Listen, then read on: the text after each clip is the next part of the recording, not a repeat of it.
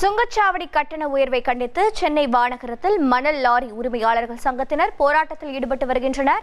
அந்த காட்சிகளை பார்ப்போம். மேலும் கூடுதல் தகவல்களை செய்தியாளர் சுரேந்தர் வழங்கிட கேட்கலாம். சுரேந்தர் வணக்கம். தற்போது மணல் லாரிகளுக்கு எவ்வளவு சுங்க கட்டணமானது உயர்த்தப்பட்டிருக்கிறது? அவர்களது கோரிக்கைகள் தற்போது என்னென்ன? சுங்க கட்டண உயர்வை கண்டித்து மதுரவாயலில் மணல் லாரி உரிமையாளர்கள் சங்கம் சார்பில் தற்போது கண்டன ஆர்ப்பாட்டமானது நடைபெற்று வருகிறது. குறிப்பாக தமிழகம் முழுவதும் இன்றைய தினத்திலிருந்து சுங்கச்சாவடிகளில் 5 முதல் 10% வரை கட்டணத்தை உயர்த்தி வசூலிக்குமாறு தேசிய நெடுஞ்சாலை ஆணையம் சுற்றறிக்கை அனுப்பியிருந்தது. அதன்படி தமிழகத்தில் 78 சுங்கச்சாவடிகளில் முதல் கட்டமாக 40 சுங்கச்சாவடிகளில் நேற்று நள்ளிரவு முதல் கட்டணமானது உயர்த்தப்பட்டிருக்கிறது.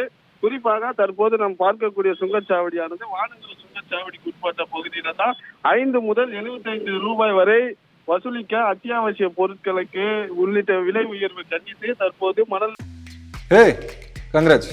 யாரந்த பையன்? கல்யாணம் இல்ல, நான் பிசினஸ் ஸ்டார்ட் பண்ண போறேன். எப்படி? பாஸ் வாலா. பாஸ் வாலா, பி தி பாஸ். உரிமையாளர் சங்கத்தினர் போராட்டத்தில் ஈடுபட்டு வருகின்றனர்.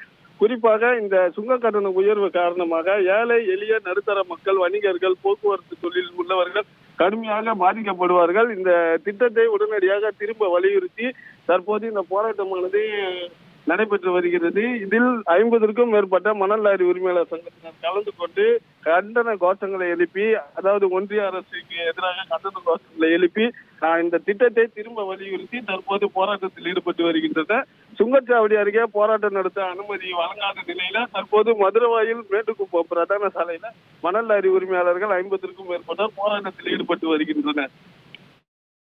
உங்களுடைய தகவல்களுக்கு நன்றி சுரேந்தர்.